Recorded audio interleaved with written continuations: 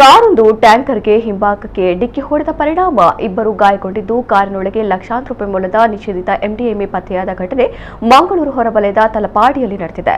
ಮಂಗಳೂರಿನಿಂದ ಉಪ್ಪಳದ ಕಡೆಗೆ ಹೋಗುತ್ತಿದ್ದ ಕಾರು ತಲಪಾಡಿಯ ಆರ್ಟಿಒ ಚೆಕ್ ಪೋಸ್ಟ್ ಬಳಿ ನಿಂತಿದ್ದ ಟ್ಯಾಂಕರ್ಗೆ ಡಿಕ್ಕಿ ಹೊಡೆದಿದೆ. ಅಪಘಾತದ ತೀವ್ರತೆಗೆ ಕಾರಿನ ಮುಂಭಾಗ ನಜ್ಜುಗುಜ್ಜಾಗಿದ್ದು, ಕಾರಿನಲ್ಲಿದ್ದ ಆದಂ ಎಂಬಾತ ಗಂಭೀರವಾಗಿ ಗಾಯಗೊಂಡಿದ್ದಾನೆ.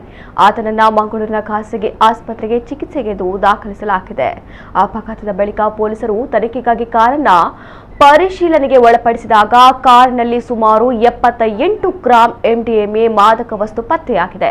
ಕಾರು ಚಾಲಕ ಸಿದ್ದಿಕ್ ಎಂಬಾತ ಪರಾರಿಯಾಗಿದ್ದಾರೆ ಎಂದು ಪೊಲೀಸರು ತಿಳಿಸಿದ್ದಾರೆ. ಕಾರಿನಲ್ಲಿದ್ದ ಸಿದ್ದಿಕ್ ಮತ್ತು ಆದಂ ಕಾಸರಗೋಡು ಜಿಲ್ಲೆಯ ಉಪ್ಪಳ ನಿವಾಸಿಗಳೆಂದು ತಿಳಿದು ಬಂದಿದೆ. ಅಪಘಾತದ ಕುರಿತಂತೆ ಮಂಗಳೂರು ದಕ್ಷಿಣ ಸಂಚಾರಿ ಪೊಲೀಸರು ಪ್ರತ್ಯೇಕ ಪ್ರಕರಣಗಳನ್ನು ದಾಖಲಿಸಿಕೊಂಡಿದ್ದಾರೆ.